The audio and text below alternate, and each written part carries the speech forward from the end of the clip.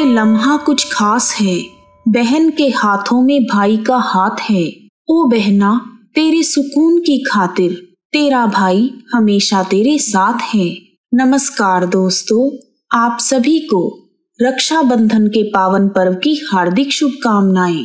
राखी का त्योहार भाई बहन के पवित्र प्रेम का प्रतीक है।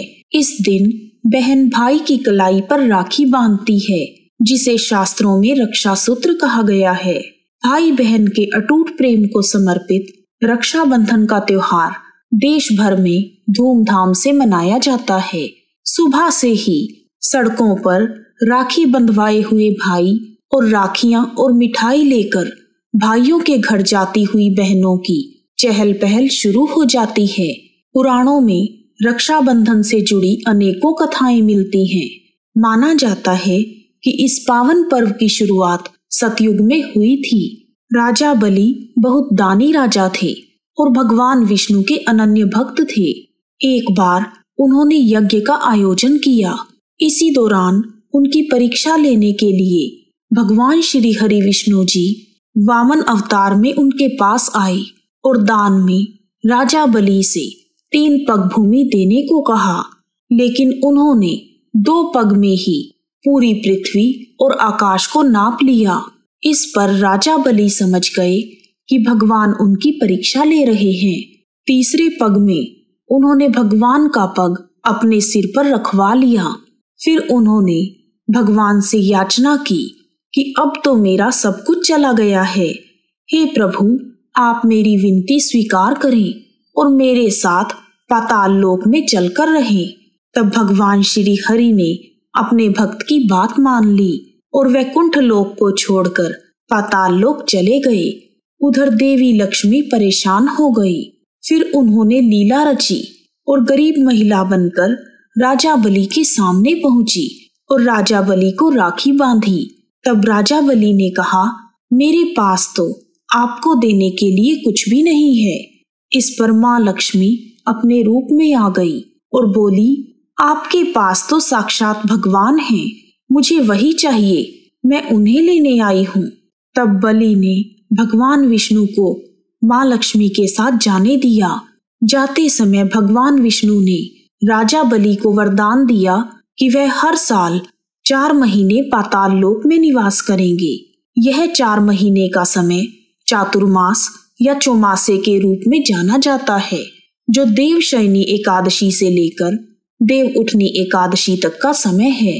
द्रौपदी और श्री कृष्ण भगवान की रक्षाबंधन से जुड़ी हुई एक सुंदर घटना का उल्लेख महाभारत काल में मिलता है।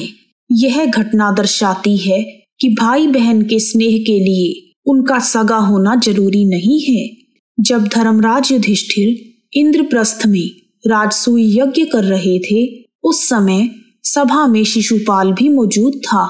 तब शिशुपाल ने भगवान श्री कृष्ण का अपमान किया और श्री कृष्ण भगवान ने सुदर्शन चक्र से उसका वध कर दिया।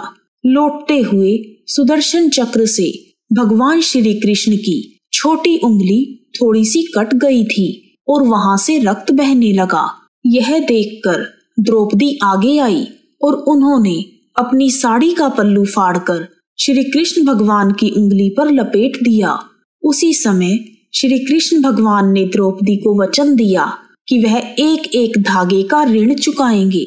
इसके बाद जब कौरवों ने द्रौपदी का चीरहरण करने का प्रयास किया, तो श्री कृष्ण भगवान ने द्रौपदी की साड़ी बढ़ाकर उनकी लाज रखी। जिस दिन द्रौपदी ने श्री कृष्ण भगवान की उंगली पर साड़ी का पल्लू बांधा था, वह श्रावण मास की पूर्णिमा थी।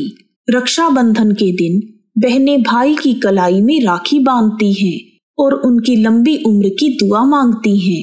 लेकिन जिनके लिए बहन से राखी बंधवाना संभव ना हो, वह अपनी पत्नी से रक्षा सूत्र बंधवा सकते हैं। ऐसा करना भी धर्म संगत है। भविष्य पुराण में इस संदर्भ में एक कथा मिलती है।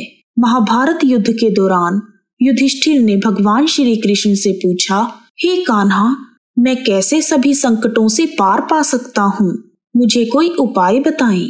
तब श्री कृष्ण ने कहा, हे पांडव श्रेष्ठ, एक बार देवताओं तथा दैत्यों के बीच युद्ध छिड़ गया था।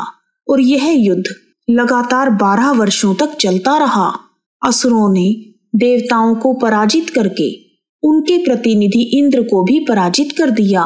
ऐसी दशा में देवताओं सहित इंद्र अमरावती में चले गए।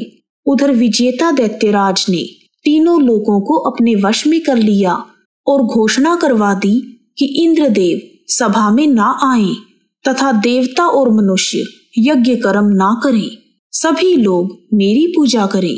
दैत्यराज की इस आज्ञा से यज्ञ, वेद, पठन पाठन तथा उत्सव आदि सभी चीजें समाप्त हो गई। धर्म के नाश से देवताओं का बल क्षीण होने लगा। यह देखकर इंद्रदेव अपने गुरु बृहस्पति के पास गए तथा उनके चरणों में गिरकर निवेदन करने लगे, हे गुरुवर, ऐसी दशा में परिस्थिति कहती है कि मुझे यहीं प्राण देने होंगे। ना तो मैं भाग सकता हूँ और ना ही युद्ध भूमि में टिक सकता हूँ। आप कोई उपाय बताएं। तब इंद्रदेव की वेदना को सुनकर बृहस्पति गुरु ने उन्हें रक्षा विधान करने को कहा। श्रावण पूर्णिमा को प्रातः काल इस मंत्र से रक्षा विधान संपन्न किया गया। येन बद्धो बलिर्राजा दानवेंद्रो महाबला तेन त्वामभिवदनामि रक्षे माचल माचला। अर्थात जिस रक्षा सूत्र से महान शक्तिशाली दानवेंद्र राजा बलि को बांधा गया था, उसी सूत्र से मैं तुझे बांधता हूँ। हे रक्षे, तुम अडिग रहना, तुम अपने संकल्प से कभी विचलित ना होना। तब गुरु बृहस्पति के कहे अनुसार इंद्राणी ने श्रावण पूर्णिमा के पावन अवसर पर द्विजों से स्वस्ति वाचन करवाकर रक्षा का तंतु लिया और इंद्रदेव की दाहिनी कलाई में बांधकर युद्ध भूमि में लड़ने भेजा। रक्षा बंधन के प्रभाव से दैत्य भाग खड़े हुए और इंद्र की विजय हुई। तब श्री कृष्ण भगवान ने युधिष्ठिर से कहा कि वह अपने सभी सैनिकों को सावन महीने की पूर्णिमा के दिन रक्षा सूत्र बांधे, इससे उनकी विजय सुनिश्चित होगी। युधिष्ठिर ने भगवान श्री कृष्ण के कहे अनुसार ऐसा ही किया और वह महाभारत के युद्ध में विजयी हुए। पांडवों को महाभारत का युद्ध जिताने में रक्षा सूत्र का बड़ा योगदान था। तभी से सावन पूर्णिमा के दिन सैनिकों को पवित्र रक्षा सूत्र बांधा जाता है। रक्षाबंधन का त्योहार भारतवर्ष में सभी वर्णों में मनाया जाता है। हमारे भारत देश की पवित्र भूमि पर ऐसी अनेकों सच्ची कथाएं हैं जब बहन ने अपने भाई के लिए अपना सब कुछ न्यौछावर कर दिया और भाई ने बहन को दिए हुए वचन की रक्षा के लिए देश, धर्म और जाति की दीवारों की परवाह नहीं की। ऐसी ही कहानी है रानी कर्णवती और हुमायूं की। आज भी लोकगीतों में इस घटना का जिक्र आता है, जब हुमायूं एक राखी का संदेश पाकर अपनी मुंह बोली बहन की रक्षा करने के लिए चला आया। यह उस जमाने की बात है जब चित्तौड़ पर बहादुर शाह ने हमला किया। चित्तौड़ की रानी कर्णवती विधवा थी और उनके पास इतनी सैन्य शक्ति नहीं थी कि वह अपने राज्य की रक्षा कर सके। तब उन्होंने हुमायूं को राखी भेजी और मदद के लिए प्रार्थना की। राखी तो हिंदुओं का पर्व है और हुमायूं मुस्लिम था, लेकिन उसने राखी का मान रखा और कर्णवती को बहन मानकर फैसला किया कि वह उसकी मदद अवश्य करेगा। अपना प्रण निभाने के लिए हुमायूं एक विशाल सेना लेकर चित्तौड़ की ओर चल पड़ा, लेकिन जब तक हुमायूं चित्तौड़ पहुंचा तब तक बहुत देर हो चुकी थी। रानी कर्णवती ने चित्तौड़ की वीरांगनाओं के साथ जोहर कर लिया और अग्नि में समा गई। बहादुर शाह ने चित्तौड़ पर कब्जा कर लिया। हुमायूं ने बहादुर शाह पर हमला किया और उसे विजय मिली। फिर उसने पूरा शासन रानी कर्णवती के बेटे विक्रमजीत सिंह को सौंप दिया। इस घटना को सैकड़ों साल गुजर चुके हैं। आज ना तो हुमायूं है और ना ही कर्णवती, लेकिन कथा कविताओं में इन दोनों भाई बहन का रिश्ता अमर है। रक्षाबंधन के दिन प्रातःकाल स्नान आदि नित्य कर्मों से निवृत्त होकर बहनें पूजा की थाली सजाती हैं। थाली में राखी के साथ रोली, चावल, दीपक, मिठाई और कुछ पैसे भी होते हैं।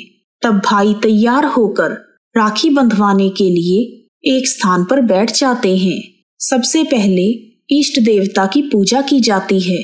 कुछ स्थानों पर राखी के दिन इष्ट देवता की पूजा करने के लिए मुख्य द्वार के दोनों तरफ सोंड लगाए जाते हैं। इष्ट देवता की पूजा करने के बाद रोली या हल्दी से भाई का टीका करके चावल को टीके पर लगाया जाता है और सिर पर छिड़का जाता है और आरती उतारी जाती है। फिर भाई के दाहिनी कलाई पर राखी बांधते हैं और पैसों को न्यौछावर करके उन्हें गरीबों में बांट दिया जाता है। कुछ राज्यों में भाई के कान के ऊपर गुजरियां भी लगाई जाती हैं। उसके बाद भाई को मिठाई खिलाई जाती है। फिर भाई अपनी बहन को उपहार या धन देते हैं। इस प्रकार रक्षाबंधन का अनुष्ठान पूरा करने के बाद भोजन किया जाता है।